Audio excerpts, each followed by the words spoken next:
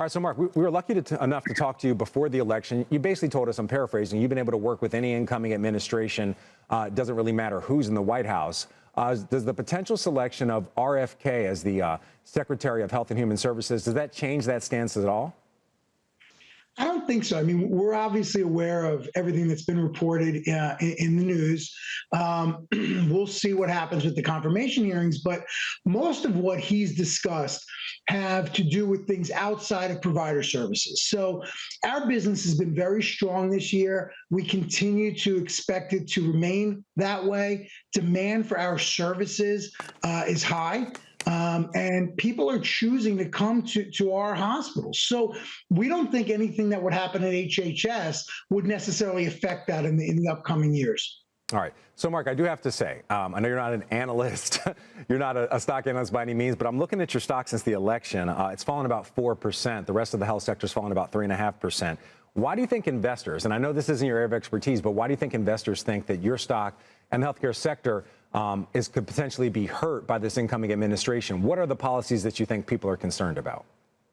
Yeah, I think there's been an overreaction. I think that there has been some premise that the health insurers might do better under this new administration than the providers would.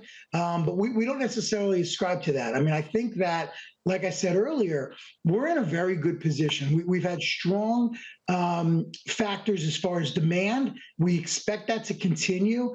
Our operators have done a terrific job this past year in pivoting as the market has pivoted.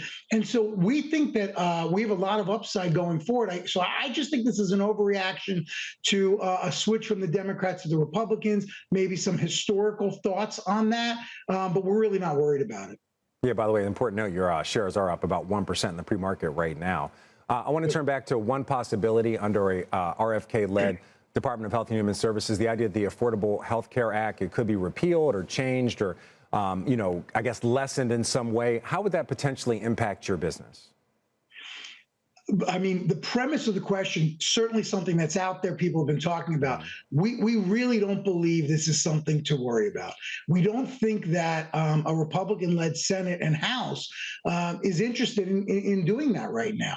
So while there are certainly issues and people are talking a lot about the HHS, possible HHS pick, and Mr. Kennedy, we don't think that they're going to have the will or the desire, really, to go after ACA right now. There are other priorities for the administration that they've told us. We've obviously been in communication with a lot of the folks in Washington. So we just don't think this is a primary focus for them. All right. I think a question on the other side of the coin here, Mark. The idea of deregulation, some of the priorities of this incoming administration, are any of these tailwinds for your business?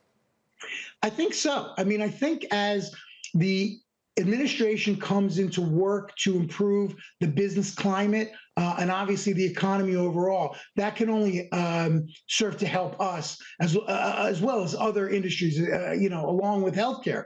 But anything that they can do to ease regulation, make it easier for businesses to work in a future climate would help us. And we're excited about that possibility.